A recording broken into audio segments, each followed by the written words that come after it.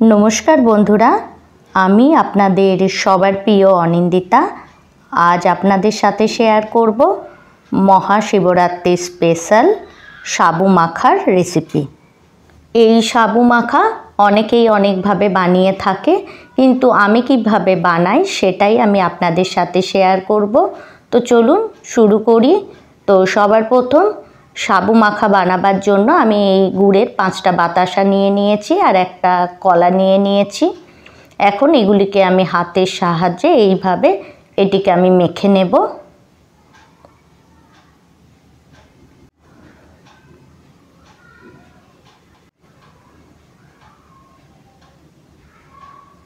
এই দেখুন বন্ধুরা, এটিকে আমার মাখা হয়ে গেছে।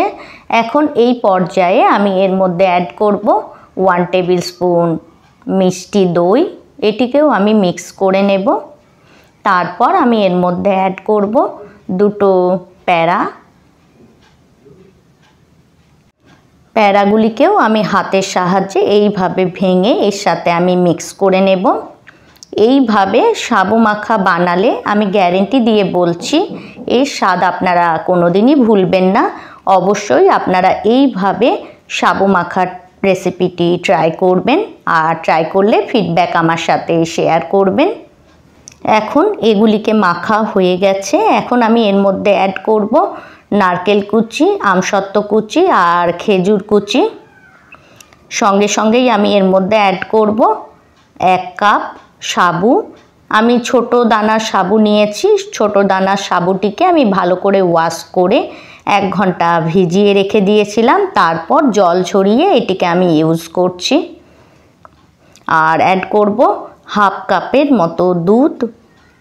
এখন আমি এগুলিকে মিক্স করে নেব। বন্ধুরা, রেসিপিটি ভালো লাগলে রেসিপিটি লাইক করে চ্যানেলটি সাবস্ক্রাইব করার অনুরোধ রইল। আর আপনারা যদি আমার এই রেসিপিটি আমার ফেসবুক পেজ থেকে দেখে থাকেন তো আমার ফেসবুক পেজটিও ফলো করার অনুরোধ রইল। বন্ধুরা, আপনারা এই সাবু মাখার মধ্যে যে কোনো ধরনের ফলের ইউজ করতে পারেন, আমি আর করলাম না। আর যে কোনো উপবাসের দিন আপনারা এই সাবু মাখাটি বানিয়ে খেতে পারেন। এই দেখুন বন্ধুরা, এটিকে আমার হাতের সাহায্যে মাখা হয়ে গেছে। এখন ওপর থেকে আমি একটু কাজু ছড়িয়ে দিলাম। তারপর এটিকে আমি সার্ভ করব। তো বন্ধুরা, ভালো থাকবেন, সুস্থ থাকবেন। আজকের জন্য এতটাই। আবার দেখা হবে অন্য কোনো রেসিপিতে। Thanks for watching.